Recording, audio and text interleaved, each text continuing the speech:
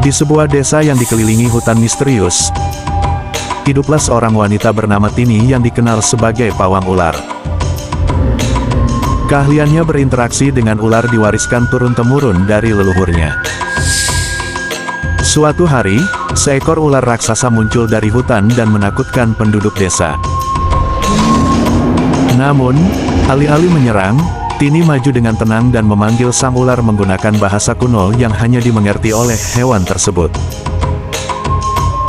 Dengan kelembutan dan wibawanya, Tini berhasil menenangkan ular raksasa itu, membimbingnya kembali ke dalam hutan tanpa menimbulkan bahaya.